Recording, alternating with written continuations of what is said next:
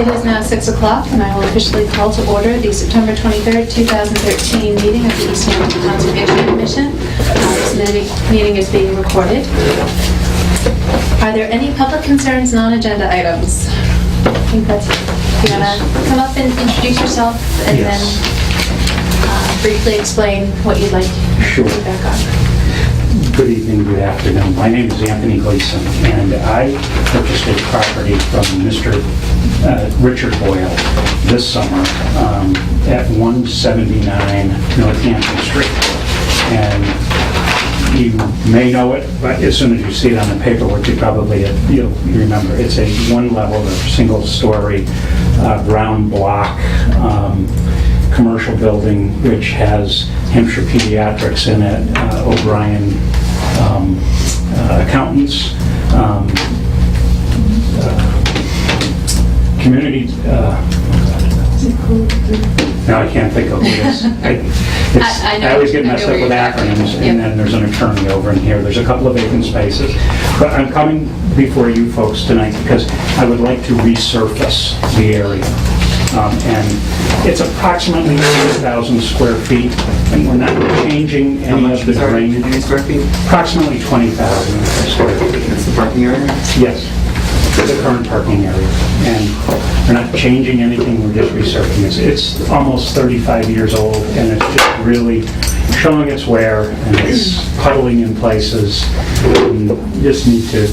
We're going to basically on site, they come in with a machine that chews it all up.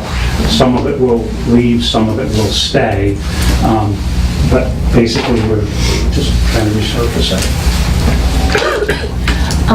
And what I was told that and the contractor is a fellow by the name of Dave Logan from Westhampton, and he has done work in Easthampton, and he said they should really go in front of you folks and at least get your approval, or you tell me what I need to do or whatever, and so that's why I'm here.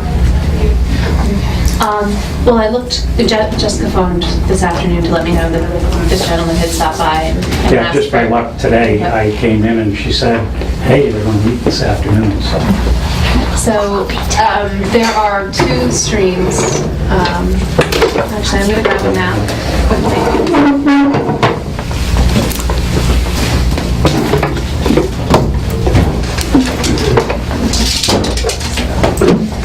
Look at your. So the building is so new it doesn't really show on this, not much on that side of the street shows on this, but there's one mapped stream. It's mapped as intermittent, so it may or may not be. And then there's the stream that comes down, I think, on the other side out of the Fedor property, next to the post office. So the post office is, can you point to where the post office is? Post office is over in here. So if the streams are perennial, they have a 200-foot riverfront area, but this would be exempt from riverfront area. Because it's not perennial? No, because he's repaving an existing facility. As long as the pavement existed in August, something 1996. Yes. So you said 35 years old, so clearly. Yeah. So as long as it's, it's grandfathered. Okay. So that, with that aside, if there are any wetland resource areas, streams, vegetated wetlands within 100 feet, then technically it would require the filing of an RDA, request for determination of applicability, where the commission would determine whether or not the proposed activities warrant filing a notice of intent or can proceed as proposed. And that's the way anything within areas subject to jurisdiction is supposed to proceed. So that would, I don't know what the area behind the property looks like. There's a nice grove of pines. Okay, well, that's a good start. I mean, can I see the plan a little? Yeah, sure.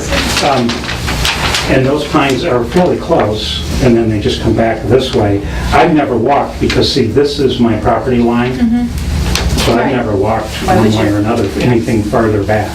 So what scale is this drawing, please? 1 inch is 20 feet. Okay, so 5 inches. Is 100. Yep. So Jess? Yes, you need a scale? I have it in the office. You looked at the mapping, probably, when you, Yeah. is there anything mapped within 100 feet? So there's a stream that comes like There's this one, I think that's the one. There's one map, one not Unclear. mapped. Yeah. It's hard to say because this doesn't I show. kind of went back and forth between the stream stats myself, and I couldn't figure out if this one, if that. I didn't really watch it. But there's one that basically comes up here, and then it comes up here and sort of spreads out. You can access the GIS right there on your iPad. No, Oh, you because can't? that app won't run in this world. So.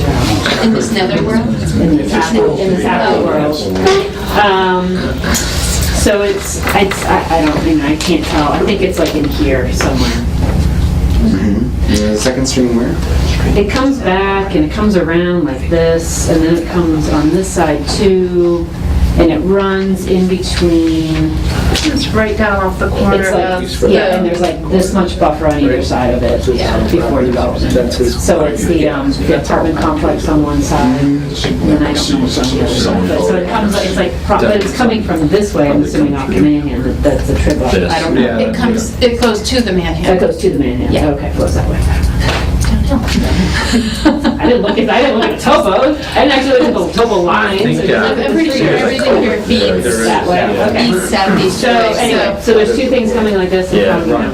So that's the question that would need to be answered. Is there a jurisdictional wetland resource area within 100 feet of the property, or of the work? Not just the property, but the work itself? Because if there's something that's 100 feet from, somewhere you're not paving, that doesn't matter. It's the work, not the whole property. Then you would need to file an RDA with the commission for that portion of work that falls within the 100-foot buffer zone, because you're exempt from reversion. But if it's not within the 100-foot buffer zone, then you don't. How does that get determined? I've got to go get a survey done or something like that, or what? There's not anything in the files for this, would there be? So long ago, I would think that. When are you looking to do this? I wanted to do it before the snow flies. Okay, You know. well, that's actually a lot of time. We were hoping, if we could, I think he was scheduling like the second week of October. Okay, I'm gonna, Paving really doesn't start, and paving kind of ends somewhere around it depends on the time Depends on when they what- shut down. November though. Yeah, usually Thanksgiving is. Yeah, Thanksgiving's kind of the end. And that's not far away. All right, so what we'll do, I'm sorry I can't give you an answer, a definitive answer. We will check our files and see if there have been any filings Okay. on adjacent, very nearby properties, and see if there are any delineations on record. Okay. Do you want to, you signed in, did you? You could ask the previous Owner? owner as well if they've ever had wetland delineations done on site, and if so, did they still have copies of the plans? Although I doubt when this was built, they wouldn't have gotten, the inland wetlands protection was in existence Probably. as of '83, so they wouldn't have really needed anything. I'd say there's probably nothing on record, would be my guess. But for this development, but there may be something nearby, like the post office. But we'd have to check our files and Okay. so we'll do that, and if we have your contact information, we can get back to you. I didn't write my phone, but by all means I can do that. If you would be so kind, phone or email, whatever works for you. Thanks. Hello. So we will follow up on that and get back to you in the next couple days.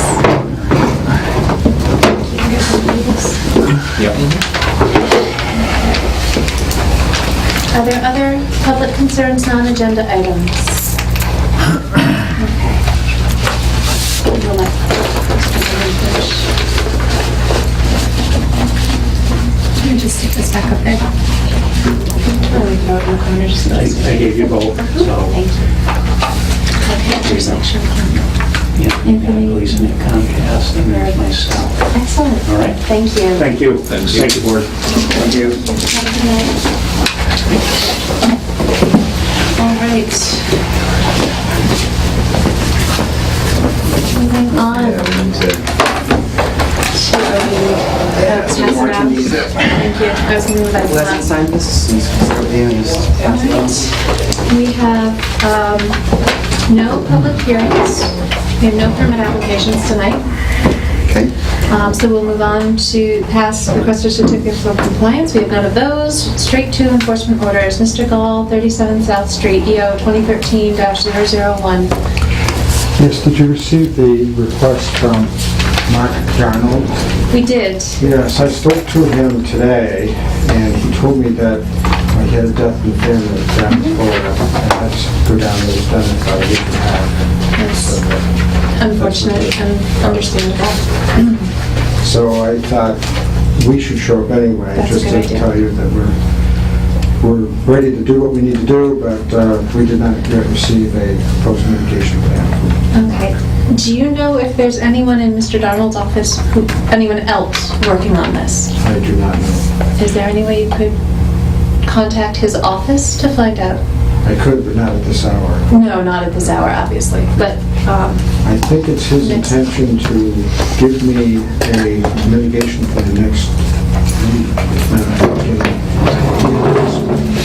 what the commission is likely going to do, and we can talk about this right now, because there is such a long gap between regularly scheduled meetings because of the Columbus Day holiday, we are going to schedule, pick a date and schedule a special meeting.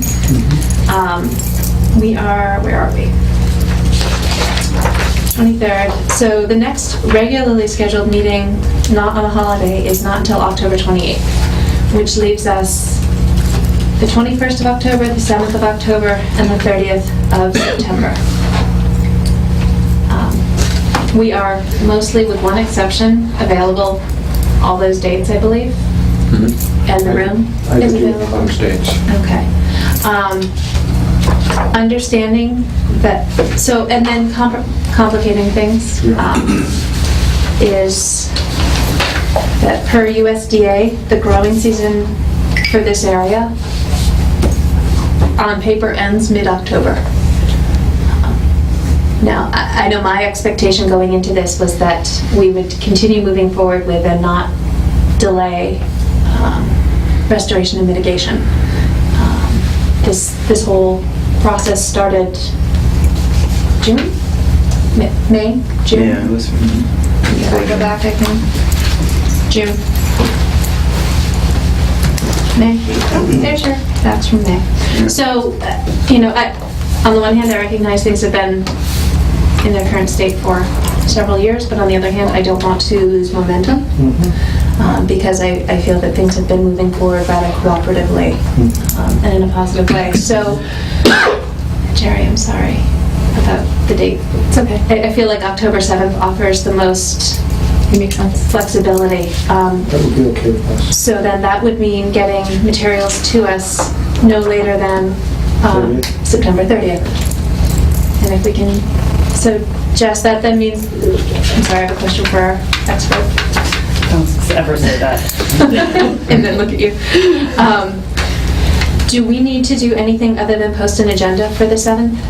You need to post an agenda by October 3rd. Okay. It's the same, it's always the Thursday Okay, before. but we don't need to do any other, we just need to post the agenda. You need to post an agenda. If you want to label it as a special meeting, you can. Okay. Is this room tied up, the 7th? You know, I didn't check today, but Barbara will tell us. Okay. There's plenty of meeting spaces in the building, and she will tell us what's available. If this one's not, then maybe across the room or even upstairs in the first floor of the mayor's. What I That's would like the 6 p.m. opportunity to do is to contact Mark tomorrow and double check these dates with him or his office. But it seems to me that they should be able to do this. We can do it. Okay. But I'd like to report back to you. Very good. And I think in general, and not, I mean, this prompted it specifically, but I think that's a very long gap of time for us to not have a meeting in general.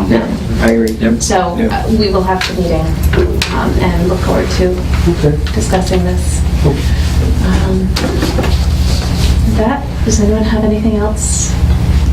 Do you need to make a motion and vote to extend We their... can.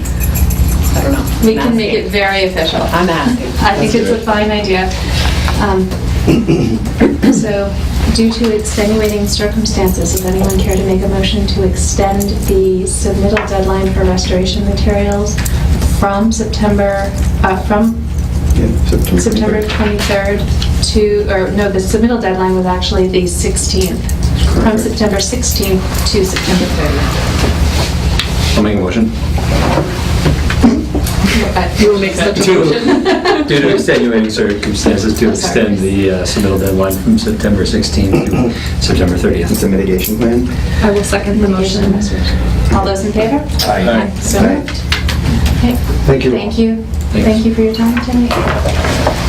I'll make a general motion. Oh, you were really paying attention. What's that? Paying attention. Okay, so let's move right along to Garden Committee update. Mr. Tufts, thank you for coming back. Please come up. And for the record, your name is, I'm sorry?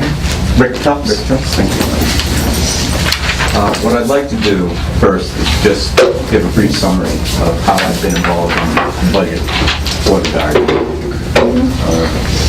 Because it'll give you a little history of where I'm coming from. And then I'll tie it into the items that I talked about last week. I took over collecting and depositing income in March of 2011. Prior to that, Stuart Beckley had collected the money, deposited it, had made out all the purchase orders and so on. I keep track of what's done in the garden by season, with the season starting in late October when we sign up the gardeners from the previous year for the next season's gardening. All right. Stuart Beckley asked me to take it over at that time. I offered to, and he asked me if I'd do it. From that date to the end of the summer, we collected $620 in deposits. I don't know how much money was collected prior to when I took over, because I wasn't given an accounting of it, because we didn't have our own budget then.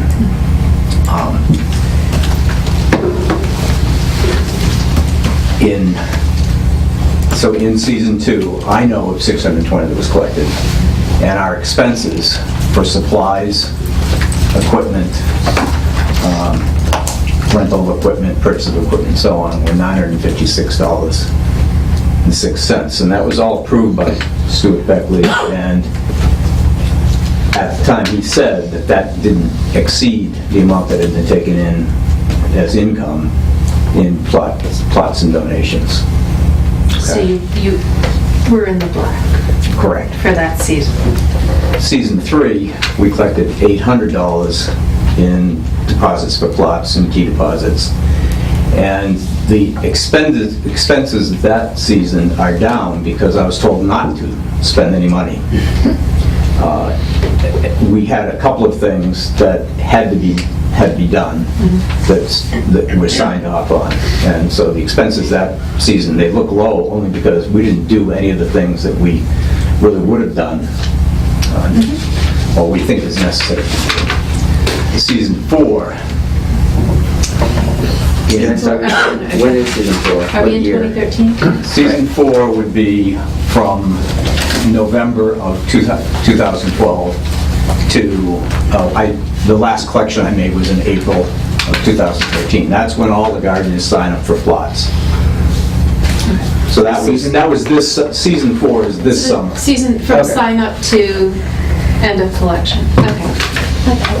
Season 4 is this growing season. Are you just, is it by growing season or is it by calendar year? It's by growing season, except that we collect some of the money In in the previous, the end of the previous year. when gardeners from the previous year sign up for this. Gotcha. Okay. In that year, in September of 2012, your committee credited us with $321.87. Okay. That aside, our income was $880. Expenses, again, for supplies and equipment rental totaled $815.88. We have one encumbered expense, and that's for the tune-up and taking care of the mower and the tiller. So our encumbered balance is $285.55. In no season have we spent more than what the income was since I've been Since involved in 2011. it. Can you, so season one was 2010, essentially? That was the first Yeah. year of the garden? First year of the garden. Yeah. Wow. We're in our fourth year. Okay. So it's confused a little bit because I know nothing about what happened. Stuart Beckley wasn't here. The reason I bring that up is that we have some things that we'd like to do in the garden. And right now, we have $285.55 that we probably could spend towards that. All of the things that I mentioned for CPA funds would require a good amount of money, more than that. And at some point last year, Jess just Alan's planner, did a summary for us where she managed to, I had never been told how much had been put in donations in the name of, yes, Sparko. And this was the first time when she gave me this summer, this is the first time I'd seen it. I never questioned the amount of money that the commission credited us on that day in September, because I had no idea whether that number was all of the money that was donated or part of the money that was donated, whatever. The only thing I did know, I've known for a long time, is that when the donations were solicited in his name, the paper that went out asked for donations towards the creation and upkeep of the Easthampton Community Garden. And so I guess now knowing how much money was actually donated, my question is if the commission had ever had a discussion of how much of that total amount of money that was donated would be allotted to the creation of the garden and how much would be left towards the upkeep of the garden. There is a certain amount, by looking at the figures I have for budget, there's a certain amount of money that's needed for upkeep. And, you know, we have other things that are going to come up. At some point, the lawnmower that was donated to the garden is maybe not going to be working anymore. And we're going to have to pay $300 to $400 for a walk-behind mower, because that's what we need there. A lot of the people that do the mowing are women, and that helps them on that uneven terrain if we have a walk-behind mower that's powered. Sorry, just clearing my throat. But I guess I'll pick up here. So this is kind of what we came up with, and I put this together 2 weeks ago after you'd you handed me your accounting and the email to Jess and everything like that. So and this is something that I put together kind of after the fact, and how we came up with the $328 number. And so this first chunk were the expenditures in season one, the second chunk of the season. Have you seen this yet? Or No, but I understand it. Okay, yeah. I have no problem understanding it. I see what you've done. Yeah. So the two big things in year 2010, 2011 were the shed, which was $3,000, and then grading and drainage to address some of the real wet soils that were up on the upper part of the site. So I guess my thought and my understanding when we discussed this previously was just as far as we knew, there hadn't been a plan as to what was going to go for upkeep moving forward and what was going to be for establishment right at the beginning. So our thought was to, in those first 2 years, call the income and take all the income, take all the expenditures, put them together, and then use a separate donation account that we had to make up for the difference. And both of those years, there was much more spent than came in. And then in 2012, to just say, kind of starting at ground zero, whatever comes in donations and plot fees and everything this year, will cover what the expenditures are going forward. And that was to kind of protect that other donation account that we have, so that if another use is... Can we talk about that other donation account briefly? Yes. Can we call that something, that other donation? That was the account? Ecodale. It's account, called, right? all it's called is, it's called the Conservation Commission donation account number 2860. Right. That's important. Well, something, so we don't keep, No, that's fair. So Conservation Donation Account 2860 was a sizable chunk of money. That's not the Ted's- $25,000. $25,000, that is not the Ted Spargo Memorial Okay. Donation Fund. Yeah, and I think this is where it gets confusing to Because- talk about it, because it's two different donation There's accounts. two, to just clarify, there's different revenue sources being put into the same donation account. Right, That's yes. being called Conservation Commission, just so Chris understands for the minutes also. Right, yeah. And I believe that even though that there was the request to the city auditor to take $328.61, whatever it was, and put it in its own garden account, they did not want to do that. That was, it complicates the system too much to create an account that has such a small amount of money in it. So even though you put the request forward, they kind of denied that request and said, preference is for you to internally track this. So what we basically need to determine, in going through the revenue sheets, everything in those revenue sheets from that donation account has been used for the garden committee. I couldn't find anything in there that I could figure out that was for something other than And then I guess I want to get back to the intent of account 2860, which was not just, it was for Echodale West and East. Echodale West and East, and those purposes are for not just community garden development, even though developing the community garden on Echodale West was one of the intended or potential purposes. And so Can I stop for a second? Where is the community garden now? Is it on an Echodale property? Yes. Echodale West. Okay, so it is. So we have the community garden on Echodale West. Yes. Yep. Thank you. And, my understanding of the intent of that account 2860 was to also provide a source of funding for conservation land management improvement. And so part of that was the community garden, and as a group, the commission at the time agreed to fund various startup expenditures. And then again, to reach that point where the basic infrastructure was in place and to have the community garden self-fund after that point. Am I on the same page as you? Yeah, I think you're on the same page. Without using numbers. Right. Yeah. So the Ted Sparko Fund as a separate item is we just don't touch that money? Is that, or what? It's like a line item in our budget, in It's our not. account, isn't it? Everything is blended together, Yeah, it's and just that's, all- and It's that's just- the problem, is that they track it within the system, and they will say, like, garden plot fees revenue, and they'll put that in the line item. If you ask for the revenue sheet, it'll say, garden committee. Yeah. But everything's in one account.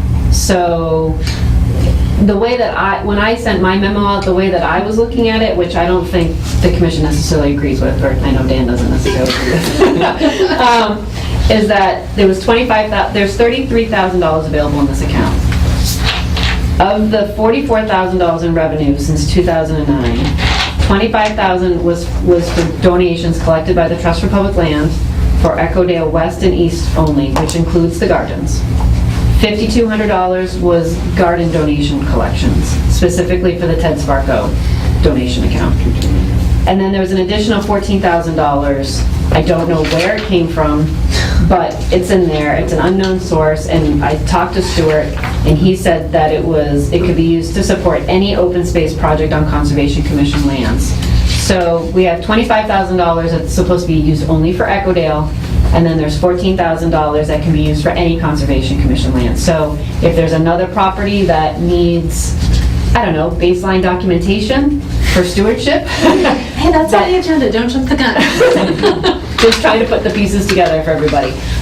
That this could be a source to do that. So that's the three revenue pots. 25,000 for Ricardale, 14,000 for everything else, and 5,200 for the Ted Sparrow. 5,200 for Ed Sparko. Is it Ed or Ted, sorry. So I guess the challenge here is that Bring it on, Dan. here we, I mean, you guys are a very active group, and it's fantastic, and it's like one of the only active groups that we really deal with on a regular basis that uses our land. So we'd like to see us succeed and everything like that. But at the same time, we're trying to figure out how to manage that versus, All the other land. yeah, being able to do things on other land as, opportunities come along in the future. So I guess that's how we got to where we are now, and then,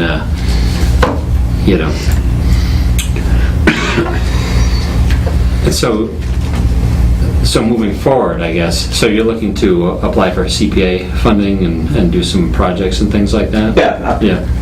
I guess I missed one the of- meeting 2 weeks ago. Right, and all I talked about was the projects, and I'll do that real quick. Yeah.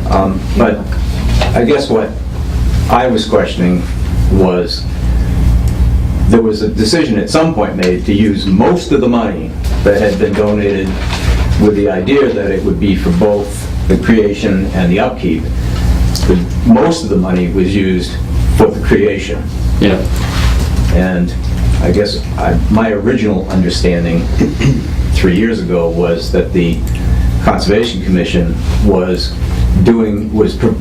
providing the money for site preparation.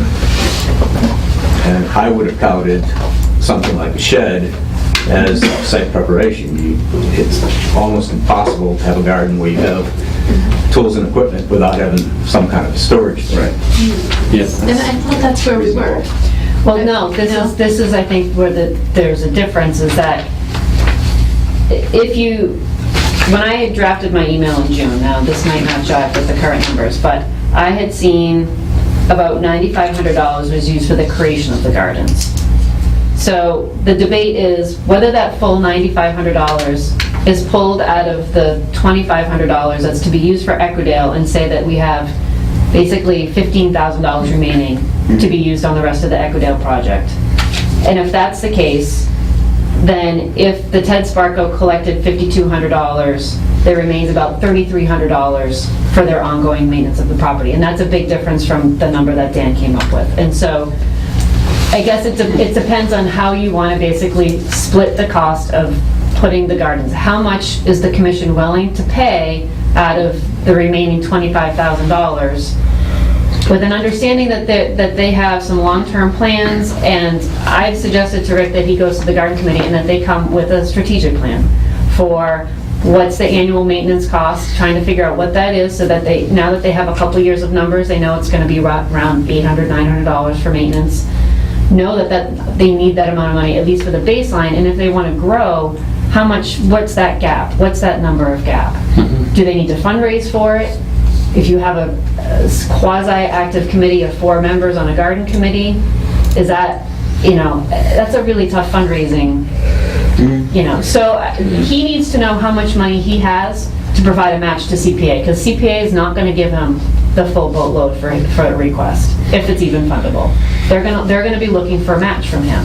So, and not just him, but the garden committee. So Rick needs to know, and please interrupt me if I'm wrong, Rick, but how much money he has to put forth with that match request for CPA. And that's what needs to get hashed out. So does he have $3,000 or does he have $300? I guess my question is, what other uses would that $25,000 be on Equidale West and Trails, East? invasive species management. Are we doing that? We're not doing anything. So one of the things that we'll get to on the agenda is that as a commission, we've been underperforming with regard to land management stewardship activities. And, we have some pretty amazing properties, some we don't even know about, or we're just learning about, that, we have some funds available to to start managing.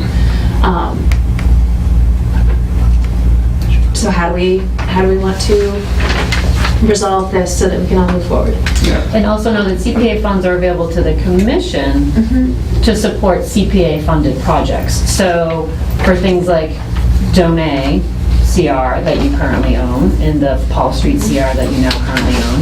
If you wanted to, request funding for a baseline inventory for those areas, you can ask the CPA for that. So you don't have to just think about this as being your only pot of money. But again, you got to think about the matching, especially with CPA. I mean, if you say we'll put in $2,000 for a $6,000 baseline study, you just got to be, you don't want to spend all of this money, and we've got to be creative about how we ask.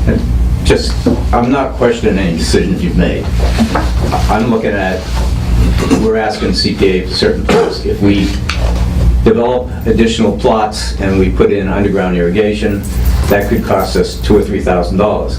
With $280-something, if the CPA says, we'll give you half the money and you come up with the other half, we can't do it. I don't see us being able to do it. Composting toilet's going to be even a bigger amount. It might be $5,000 or $6,000, depending on which one is bought and what the installation cost is. I haven't gotten exact prices on those, but those are pretty good estimates. Yeah. And again, if CPA said we'll give you 3/4 of that, I still wouldn't have enough money to go forward with the project. So, not me, the garden committee Understood. wouldn't. It's okay. Yeah. I mean, I guess if we were to reopen the discussion,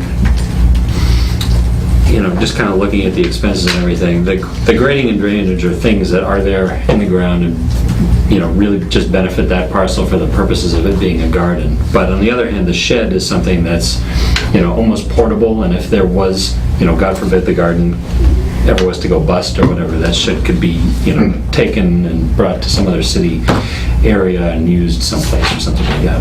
We'd have to think pretty hard about where to come up with it. So, I mean, if we're going to reopen the discussion, maybe that would be something that could Go on to the, go into the other donation fund and then free up, that amount of money for the garden. I'm in favor of that. So that's a $3,000 number. Yeah. Yep. Yeah, $3,000 That even. makes sense. So, go with Jess's number, is that Is that where your essentially number is? where we That's would be? essentially where, the way that I figured, That's that matches the up major because it would be difference. $3,300 remaining for ongoing maintenance of the property. Yeah. So the shed would be purchased out of the donation account and leaving the $3,000 for the garden committee for match for ongoing maintenance. But I still encourage the garden committee to come up with a long-range plan and a strategic plan of what's a short-term capital improvements that they need, midterm, long-term, so that they know that there's fundraising that's going to need to happen at some point, so. So, do we just, So bottom line is for me, we're proposing to buy, No. what? I've already bought it. it's already there. It's already Transfer money there. for the We- shed? No. No, not even, there's no transferring because there's only one account. Yeah.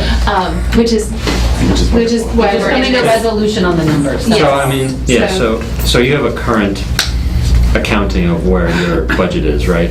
Not including what we're talking about tonight. Right. So we'll just say that amount plus $3,000 is, as of this moment, what the garden committee has available. Okay. So, do you want to provide that specific number again? Your 328? Well, Or no, that was that's a different yours. number now. That was the Yeah, number last sorry. September. $285.55 is what we do. 285.55 is what I Plus have, plus 3,000 for the shed. So under minutes, it will say that the garden committee currently has a budget of $3,285.55. And that moving forward, donations, they will work from plot fees, donations, and other fundraising that they undertake. Okay. Yep. And I'll promise you that I won't come back to discuss money. I appreciate your Alright, so- consideration. And I do have another question after this, but I guess I would like someone to, is there a motion to formalize that? Is that, I think it's my motion. I don't know how do you word that? Yeah, Yeah. that's really difficult word. Establish a baseline financial. I move that we establish a baseline financial That's great. status for the garden committee that includes the Rick Tufts, or the garden committee's accounting of $285 $55. and change plus the $3,000 from the purchase of the shed as we discussed. I'll second the motion. Wow. There. Aye. Thank you. I will try to read it. Okay, so Thank you. my question moving forward is, who, is it Jess, is it you, who's got to track, because we're only being allowed one single location for these, for monies to go? Is it, who, how is that accounted in I general? can request monthly reporting of that account, so I can keep track of it. I have all the past years at this point. I've gone through it all. I also trust Rick and his Oh, accounting. absolutely, So- it's just, I feel like. Yeah, no, I as- have to As sign business off on. change, we tend to lose. I have to sign off on everything. Right. He can't, I have to sign every purchase And order, you so I signature. can, Okay, so we'll track it. okay. Thank you for your time. Thank you very So much. much. Appreciate it. Okay. So, on here's the draft OSIP update. What do you want to know? Well, we met, the Open Space Recreation Plan Update Committee met on the, when? A couple weeks ago. A few weeks ago? A couple weeks ago? And we provided feedback to Jess on the draft Open Space Recreation Plan Update, including, and really spent the bulk of the time working out the goal, the timeline, action item timeline, which are distributed over a period of 7 years. And a number of the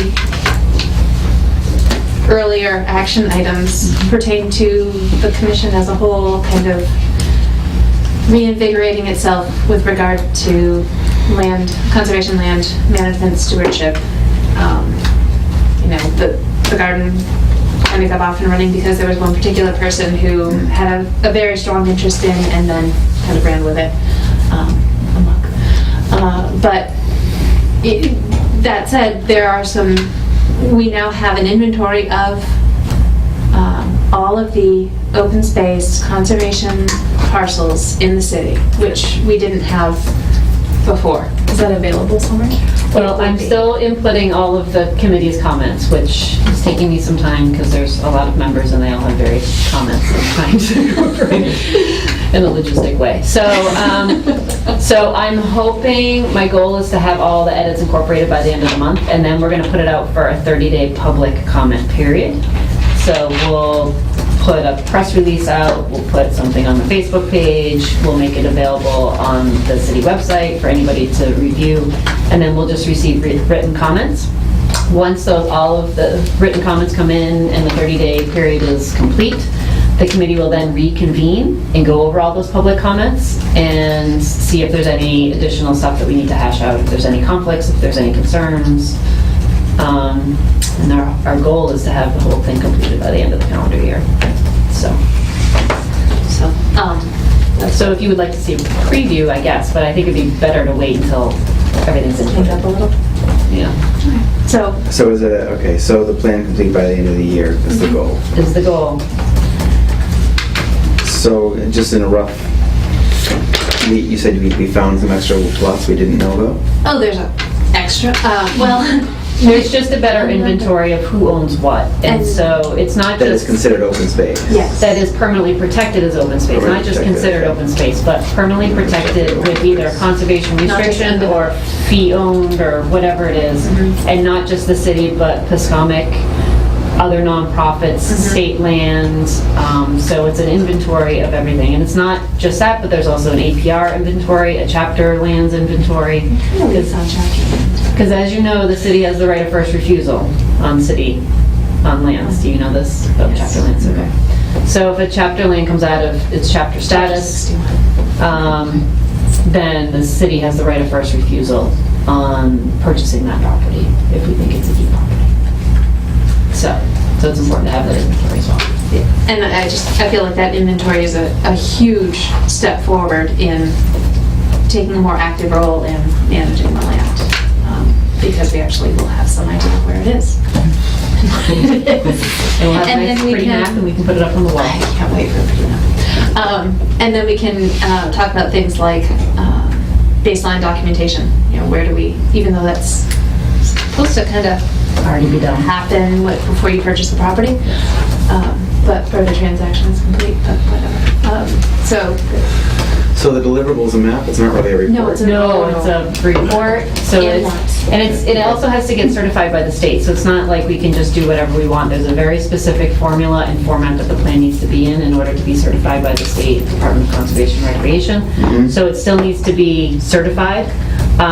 Another component that we haven't got to yet that probably what will happen is we'll send it in and they'll kick it back and say, this is all approved except your condition is you need to do an ADA survey of all of our city recreational properties to make sure that they're all ADA compliant. So Wow. I'll probably end up working with the disability committee on that. Is that a concern for the community gardens? I don't know, we'll have to do a survey and see how it ranks, but if we've got properties that are non-compliant, then we need to bring them into compliance.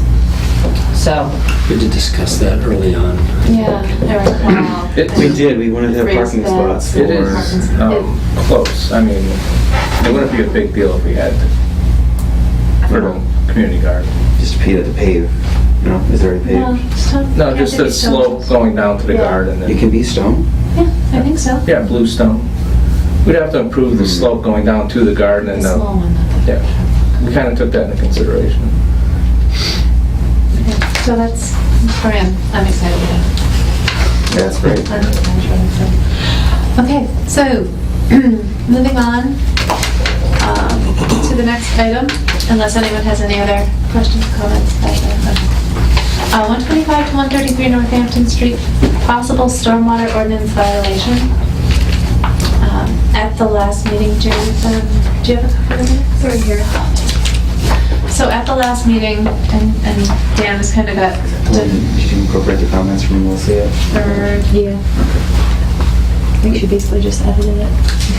Okay, because that was something I This printed out. isn't, That's yeah, not this part of doesn't the one. have the, no, Oh, that's it's the old one. That's the old one, yeah. I don't have a printed copy. What are you looking for? no, I think what I need is in here. So there was an item tagged for your input, Dan, about the land at, Mr. Paul's land at 125 to 133 Northampton Street, near Papa George Pizza. Oh, yeah. And at the last meeting, based on a site visit that Jessica and Jim Gracia performed, that confirmed a large portion of the land is being managed for haying purposes, agricultural purposes. There is, however, according to Mr. Hagan, an area kind of up by Route 10, along, 200 to 250 feet long, I'm reading this from the minutes, and 150 feet wide that was not seeded. And the question is, does that land disturbance, because it's not an agricultural exemption, is that a violation of the local stormwater management and erosion control ordinance? It probably could be.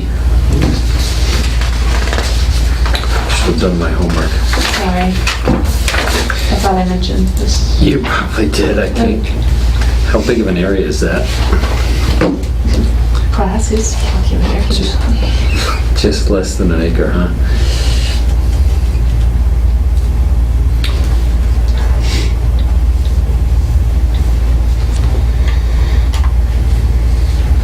Yeah, just less than an acre. So it could be. So the stormwater ordinance has two different levels of review. One is a simplified procedure for projects disturbing more than 10,000 square feet and less than an acre, and then a different level of review for projects that disturb more than an acre. And the lower level of review is in, and that would be what this would be in, is really a simplified process to, to get it. It's below what EPA requires and below what the state requires. Gets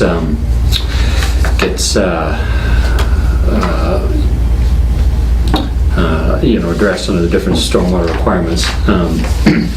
And so the intention to bring those parcels in was to, just kind of make sure that people were doing what they should and kind of encourage awareness of the ordinance and that kind of thing. And the ordinance is not really, it's not very clear on what the enforcement authority over those smaller parcels especially is. So,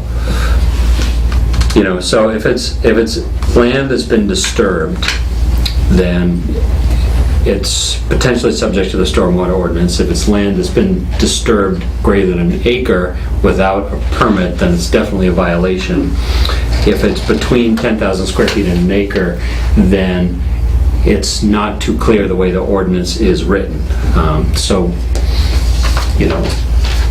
If there are concerns, if there's an obvious drainage concern, if there's sediment going to a storm drain or something like that, which is what the program is supposed to prevent, then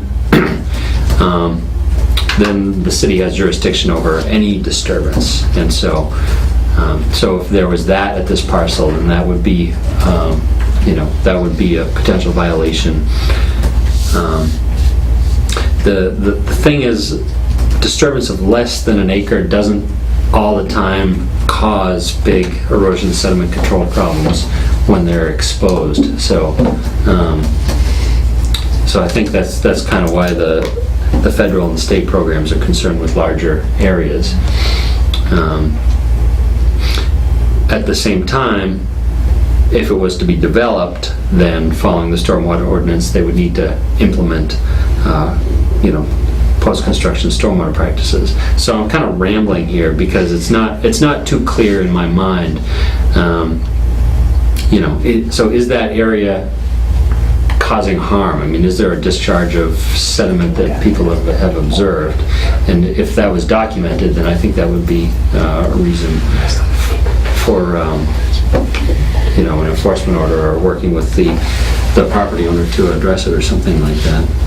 I sent the city engineer up there a while ago to look at it during a rain storm, and he didn't seem to think there was any erosion control issues up there. But that was 2 months ago, 2.5 months ago.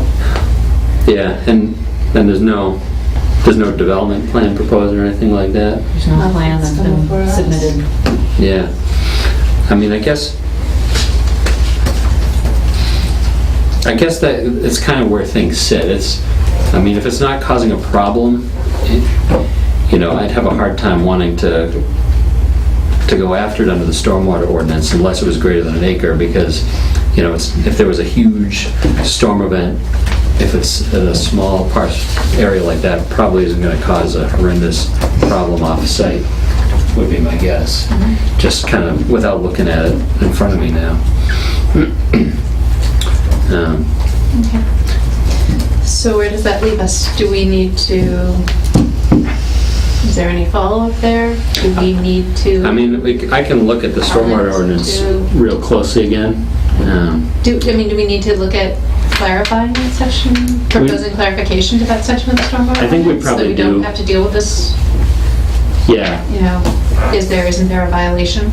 Yeah, I've started kind of keeping a list of things in the stormwater ordinance that, may be unclear, and that's right at the top of it.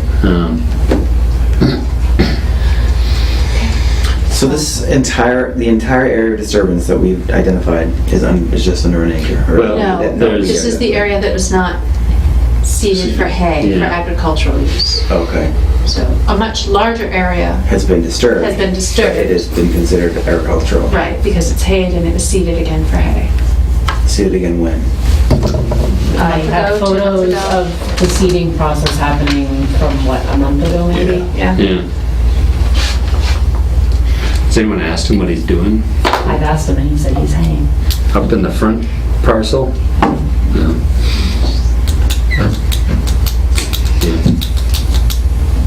Just a couple of quick questions. Yeah. Number one, the acreage was just an estimate by myself, and Jim Gracia was here at the time, and he thought that was about the 250. That was just eyeball it. I didn't go on his land, so again, I don't know. I wouldn't be set on those figures. I mean, they're close. Yeah, sure. There is some drainage problems which are readily observable behind Papa George. I mean, there's puddling there all the time. I don't know if that suffices. I'm not sure where, if any, drain that goes into. And then I guess my question for the planner would be, has the landowner at any point given you anything in writing that he has a agricultural operation other than verbal? No verbal, but I did go up there and I mean, if the stuff you gave me on the laws for commercial, it's kind of a commercial over 5 acre. my understanding is that that property has been in some form of agricultural use over time, has waned, has peaked, has waned again, has peaked. And so, I don't require any other farmer to come in here and file documentation that they're, I went up there were bags of hayseed. I just asked you the question. Yeah, no, I mean, that's... So you have nothing in writing that... I have nothing in writing that... That was my Yeah, only question. okay.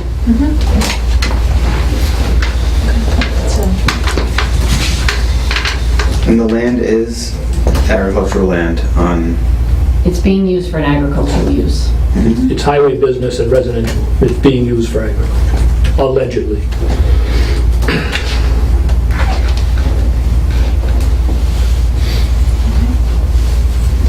Any other questions, comments? All right, we're going to move on to the fish ladder update. Is there one? As I plug my ears. It was something that came through over email. I didn't have a chance to read it. The engineer submitted paperwork for progress report for the week ending 8/30, 9/6, 9/13, and 9/20. So if I could find it, I would be able to share with you. So on there, but I can't seem to find it at the moment. I know I printed it out. I left it on the printer at work. I have a copy here. Thank you. So currently, they are completing demolition of portions of the existing dam. That's through 9/6 actually. There's another one that came in later today. Today, yeah. For 9/13 and 9/20. That was the latest one. No, there's one more. Came through at like 4:45 or something. Yeah, it came in kind of late. Actually requested, that's the other one. I can find mine too. Let's get on to my work email. I could have put the 7th meeting on my calendar, so I don't forget. When Jim Brasher was here last time, I talked to him about the area at the bottom of the ramp, at the bottom of the road that they had driven over and knocked all the stone out of the way. And he said he was going to get that taken care of, but it still looks pretty much the same.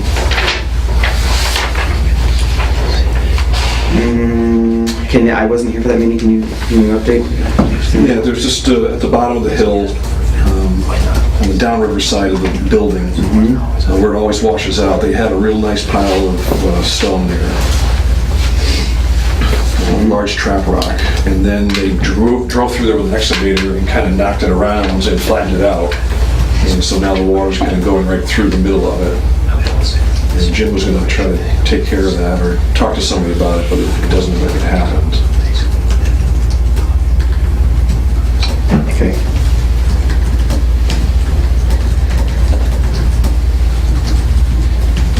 Okay.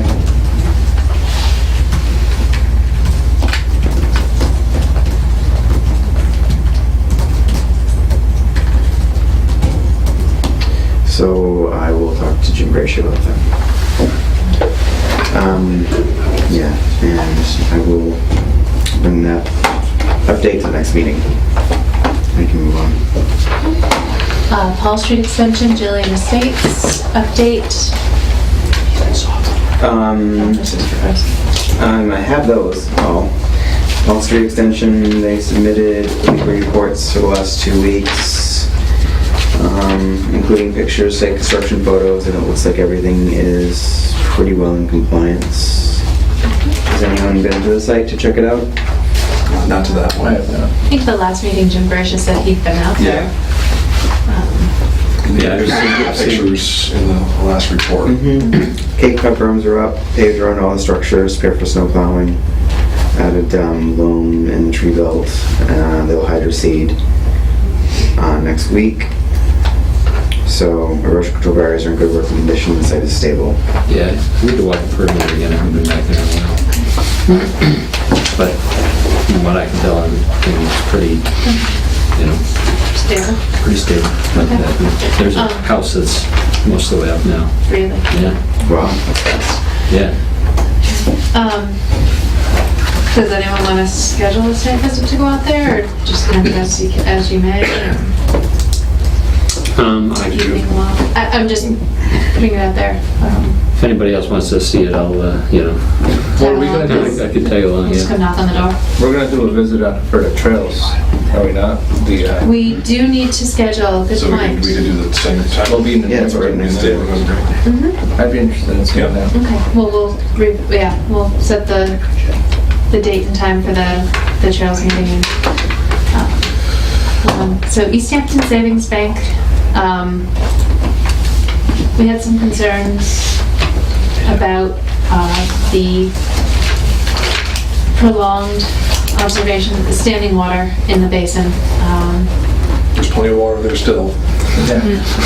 So Mark Reed of Heritage, They did do the hay bales that we They asked them fixed to that, do. They right. did that, and they reseeded the area that washed out.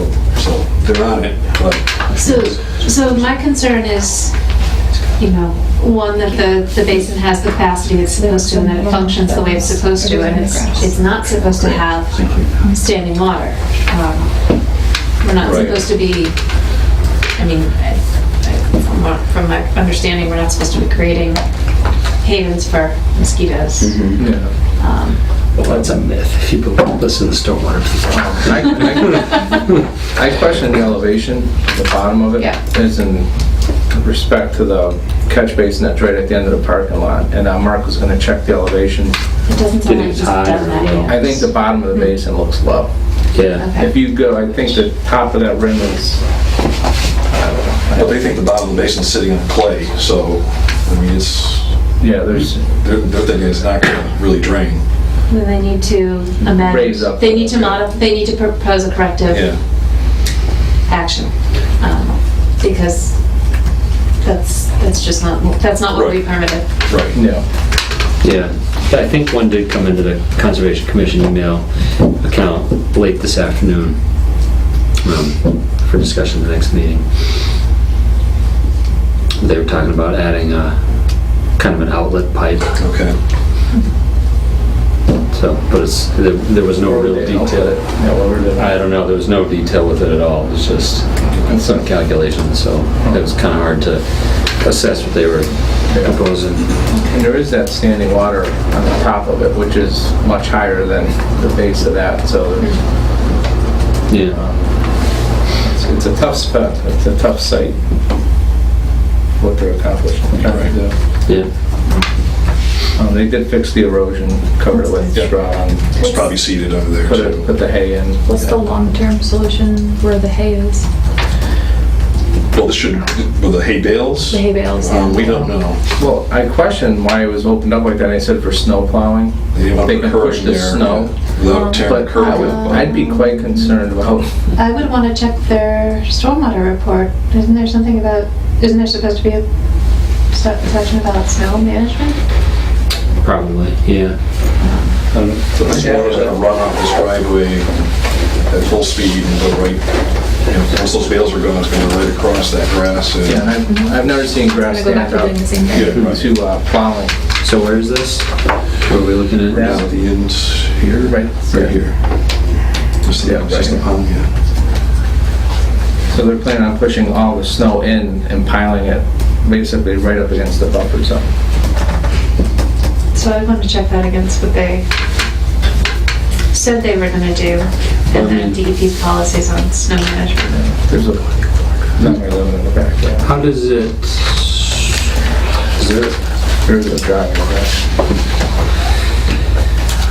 I mean, just at the bottom, there's only this one little catch basin that's really flat. I mean, I'm sure there is a pitch to it, yeah? but there's a pitch away from it also, towards those bales. So we just looking at it, it's the water's not gonna Yeah, there's, find that hole. It's a really tough. Oh, so this is this? Yes. Yes, This is- correct. And that's the catch basin right there, probably off-center.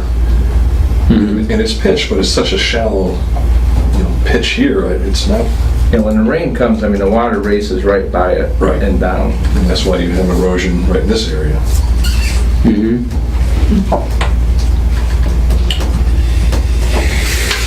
Yeah. Huh. Interesting.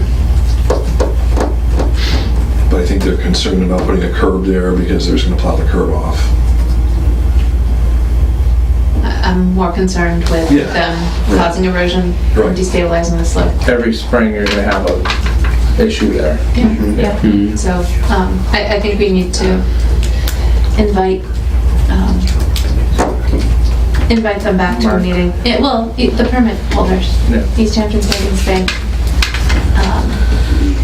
and explain the commission's concerns and the desire to see the concerns we have. It sounds like they're pretty much done at the site. I mean, Mark Yeah, oh yeah. was asking on their behalf for Yep. a switch from weekly to monthly reports, and until these issues are resolved, I'm reluctant to do that. So Mhm. we will invite them to our October 7th meeting. Did this go through the planning board? No, because it's an accessory use Okay. to an already permitted project. So it was permitted by right. It did not have to go to the... It's not considered segmentation? It's an accessory, parking lots are accessory and permitted by right. Right. So moving on, Pleasant Street Mills? Nothing? Okay. I will, to future agendas, I'll update the next one for the October 7th, since I've got so many notes in the last one, and then we'll be adding the Pascomet Trust, Palmer Meadow Trail, Paul Street Conservation Restriction work to the list of updates that we run through. We did, and it got shared with the rest of the commission, we did receive a request for a pre-construction meeting with the PCT and their representatives. They said the earliest they could get to the site is Wednesday.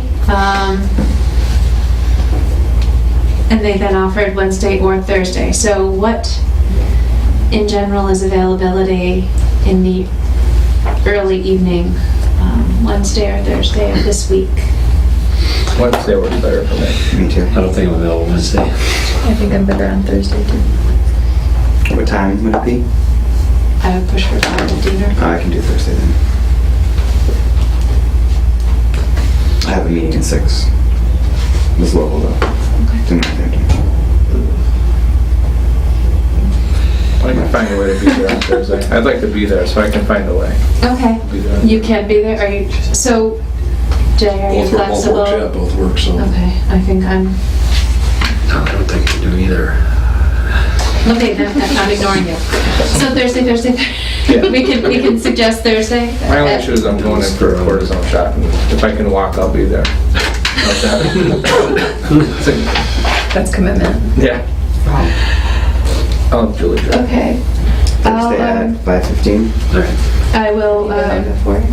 Did you go the last time? The trails? Yeah. Yeah, that's why I'm interested. I'm curious to see how they are going to do that first section. So I'll email them and everyone will get copied, and I'll suggest Thursday at 5:15, and hopefully that's when they'll have this stuff. Okay, meeting minutes approval, August 26, 2013, because we do have the proper, we have everyone. Yeah, I abstain. so I'll make a motion to approve the minute meetings from August 26th. There's I'll second the motion. all those in favor? Aye. So moved. So the minutes from September 9th, when I looked at them, I didn't see the red parts, Oh, but I accepted all your edits. but that's, It's not it. That's It's the one not in I there. printed out. Well, this is the red line. So Copy of the red we have one. a copy of it that has Okay. the stuff underlined in red, but everything that's in there was fine with me and I was gonna accept it. I just didn't show it in red on the Okay. document viewer I used for some reason. okay. So Can we accept it with edits like that? Well, That's a question. we can approve them, and then we'll just approve the amended minutes. or, Yeah, and then we'll just wait until we can print a clean copy of that. Okay. Okay, I can take care of that tonight, so. is there a motion regarding the minutes of September 9th, I'll make a 2013? motion that we approve the amended minutes for September 9th.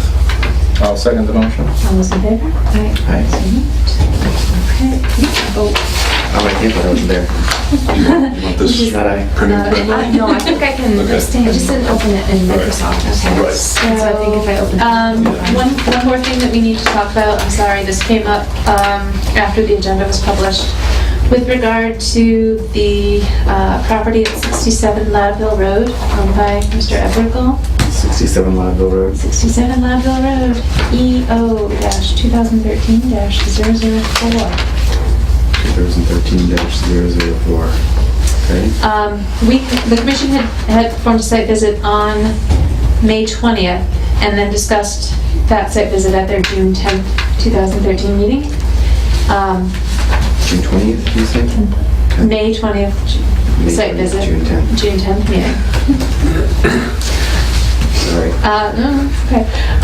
So to refresh memories, DEP received a call from a concerned citizen who observed activity in or near jurisdictional areas at this location. They forwarded the call to the city. The city forwarded the call to me. The city then went out there and asked very kindly that he step off his tractor. And he obliged. So when we went out there, it's very clear that certain areas have recently been disturbed around an area of open water which shares a hydrologic connection with upstream and downstream resource areas, which makes it jurisdictional. And we discussed with Mr. Gall establishing a 25-foot undisturbed zone. I'm reading directly from our June 10th meeting minutes. Undisturbed zone between, we called it a pond, and his garden, and also revegetating the disturbed area within that 25-foot zone with a mix of native shrubs, such as highbush blueberry, winterberry holly, elderberry, silky dogwood, that sort of thing. We also talked about him coming into our September, that's why it's called a funny bone. I'm sorry, are you okay? Yes. September 9th meeting, which has come and gone without anyone remembering. So I left a message for him. I think I left a message for him. It was rather generic, nondescript, outgoing message. So if that was his number, then I left a message. In 2 different locations. That phone number, I checked it in 2 different locations. I'm not questioning So- that. I'm just saying it's not like, hello, you've reached the home of Edward Gall. It's so in light of the fact that I did not speak directly with Mr. Gall, I did draft a letter to send to him that I can finalize in PDF, basically saying everything I just said, and that we want. Plan that was used to provide. He was supposed to tell us what he was going to plan. Yeah. So I will send him this letter with the request that he have a, restoration plan and attend the Commission's October 7th meeting. And hopefully I'll be able to actually speak with him and encourage him to be able to implement that plan before the end of the growing season. If you're all okay with that, then I'll just finish that up tomorrow and send that off. Awesome. Anything else? Jess, do you have anything else? You may be getting an email from, I believe the address was on East Street, somebody who's got a sinkhole near their driveway, and they believe that the sinkhole is being caused by a stream that's under your jurisdiction, so I encourage them to send you an email and that you would follow up. This was 296? I can't remember. I got so many walk-ins for Conservation Commission business today. I can't keep them all straight. No, it's fine. I can go back and check my notes. I believe it was on East Street. It was East Street. Was it? Yeah.